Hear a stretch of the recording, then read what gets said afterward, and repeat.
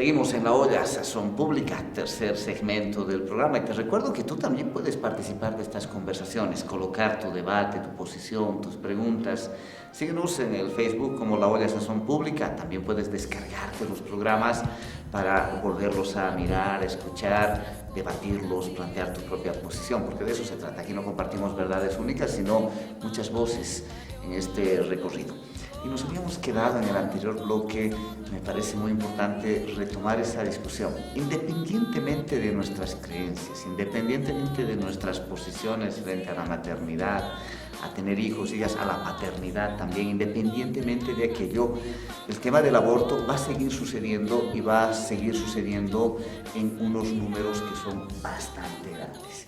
Y las que más afectadas se van a sentir por esos temas de un aborto mal practicado en condiciones precarias, primero que es lucrado, como nos decía Aymara, hay unos sectores, unas personas que se benefician de esa prohibición y pueden lucrar económicamente y se conecta con empresas farmacéuticas, ¿no? Se conecta con un circuito que también suele controlar el campo de la medicina, de los medicamentos, de las farmacias, etc. Pero las víctimas finalmente van a ser, entre más sector popular con menores ingresos económicos, más difícil, porque no tienes condiciones para practicarte un aborto seguro. Frente a esa situación, datos, ¿qué hacemos? ¿Qué hay?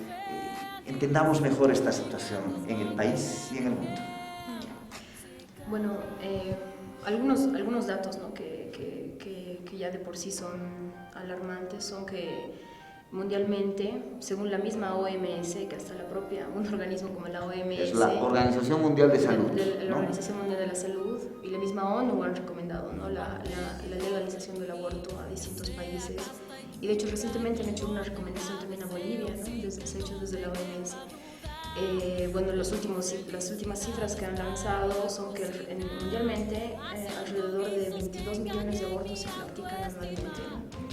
22 millones de mujeres en el mundo, y que son más de 47.000 las mujeres que mueren al año, ¿no?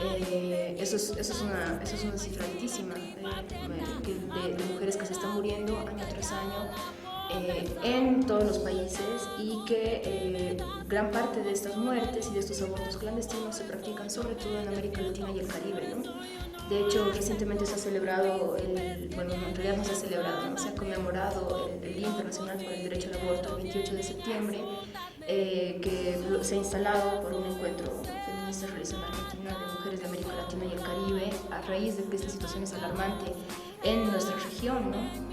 Y esto, como bien decíamos, sobre todo en países donde hay altos niveles de pobreza, ¿no?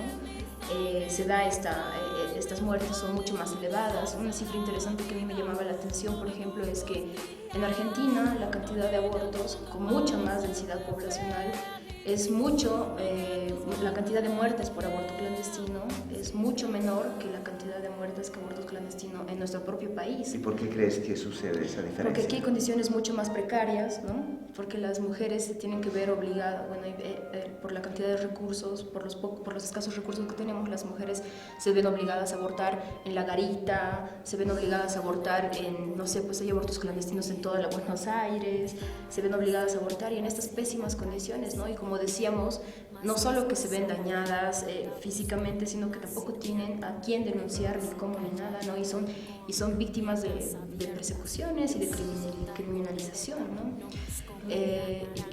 Y que son, bueno, las mujeres de los sectores más empobrecidos las que se ven afectadas por esto. Como yo te comentaba hace un momento, nosotros hablábamos con compañeras trabajadoras de esto, ¿no? Y es un tema muy espinoso porque además hay una concepción muy, muy católica, muy religiosa, ¿no? en la sociedad en general.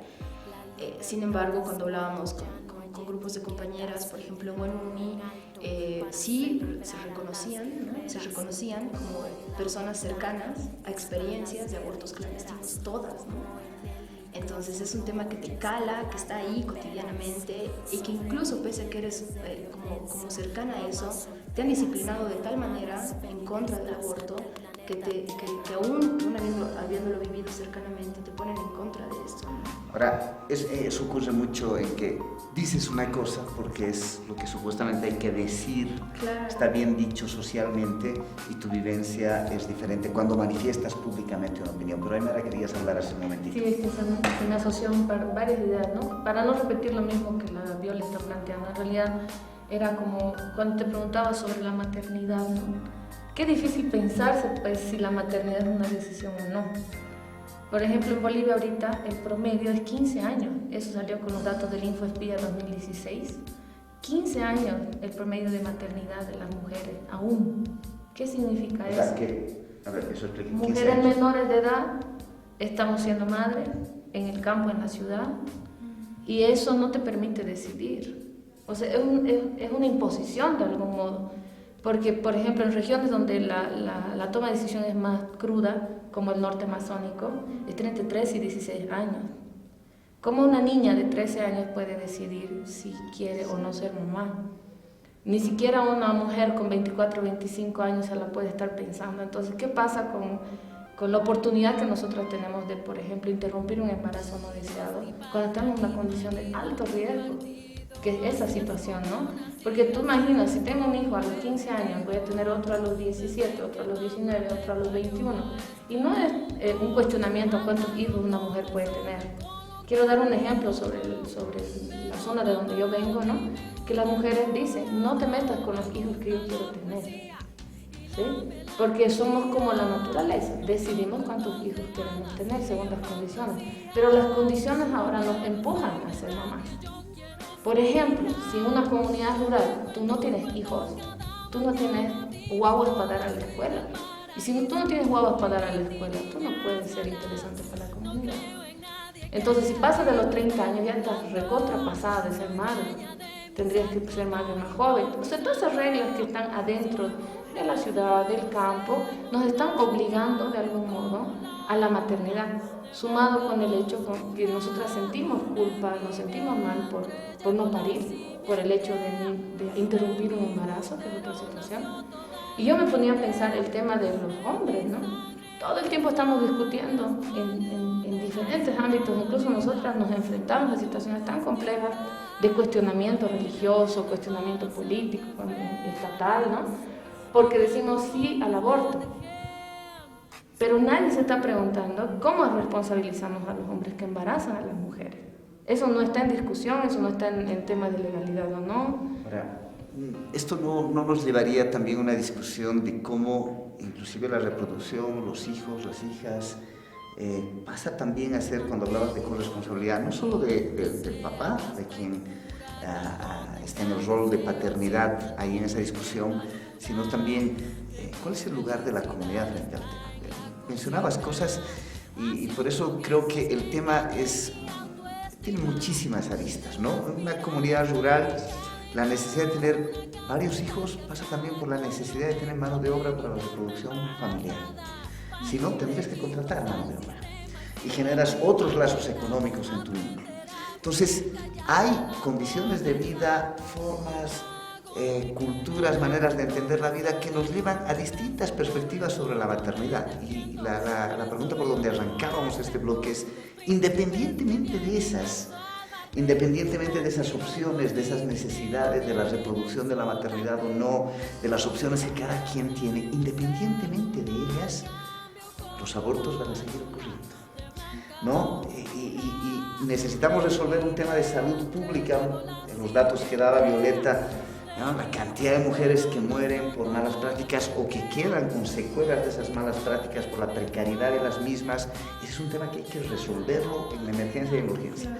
Y luego hay un tema a resolver más societalmente, que tiene que ver finalmente en cómo construimos nuestro cuidado, nuestro amparo, el vínculo comunitario, ¿no? Del cuidado de todos nuestros cuerpos finalmente. O sea, la responsabilidad de que una niña de 13 años termine siendo embarazada no es la responsabilidad única de esa niña o de su novio que generó el proceso de embarazo, ¿no? Ni es responsabilidad de no sé qué, sino es una responsabilidad colectiva, porque los cuerpos son una responsabilidad de nosotros y de nosotras. Y cuando hay oportunidades, entiendo la crítica que tú planteas, ¿no? Yo a veces me pongo a pensar sobre cuán utilitario es convertir esto en un debate que, o sea, muy particular de la familia o muy público, ¿no? Pensar, ¿no?, qué hizo Fujimori con las mujeres peruanas cuando decidió esterilizarlas. Como política de Estado. Sí, y porque pues consideró que el campo no tenía que tener guaguas y Los esa era una sectores pobres ya no tenían que tener más guaguas. O como en China, cuando deciden en los años 70 legalizar el aborto para que dejen de parir porque necesitan menos guaguas, ¿no? Demográfica. O sea, se entiende lo que... pero al final todo termina interviniéndose por el Estado, ¿no? Y de algún modo nuestra posibilidad de decidir está coartada.